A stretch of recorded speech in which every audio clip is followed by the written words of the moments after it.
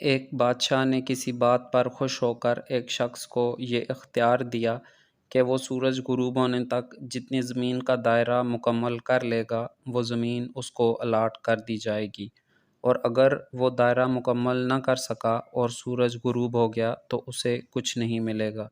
یہ سن کر وہ شخص چل پڑا۔ چلتے چلتے ظہر ہو گئی تو اسے خیال آیا کہ اب واپسی کا چکر شروع کر دینا چاہیے، مگر پھر لالچ نے غلبہ پا لیا اور سوچا کہ تھوڑا سا اور آگے سے چکر کاٹ لوں۔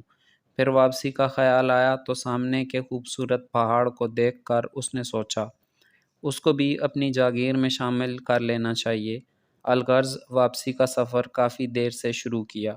اب واپسی میں یوں لگتا تھا جیسے سورج نے اس کے ساتھ مسابقت شروع کر دی ہے۔ وہ جتنا تیز چلتا سورج بھی اتنا جلدی ڈھل رہا ہے۔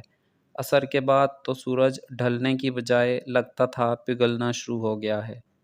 وہ شخص دوڑنا شروع ہو گیا کیونکہ اسے سب کچھ ہاتھ سے جاتا نظر آ رہا تھا۔ اب وہ اپنی لالچ کو کوس رہا تھا مگر بہت دیر ہو چکی تھی۔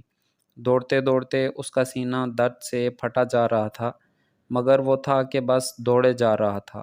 آخر سورج غروب ہوا تو وہ شخص اس طرح گرا کہ اس کا سر اس کے سٹارٹنگ پوائنٹ کو چھو رہا تھا اور پاؤں واپسی کے دائرے کو مکمل کر رہے تھے۔ یوں اس کی لاش نے دائرہ مکمل کر دیا۔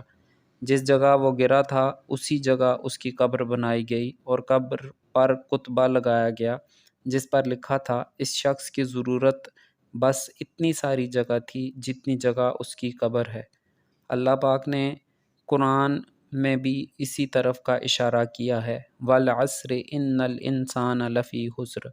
آج ہمارے دائرے بھی بہت بڑے ہو گئے ہیں، چلیے واپسی کی سوچتے ہیں۔ اللہ پاک ہمیں موت سے پہلے موت کی تیاری کی توفیق نصیب فرمائے اور خاتمہ بالخیر فرمائے، آمین۔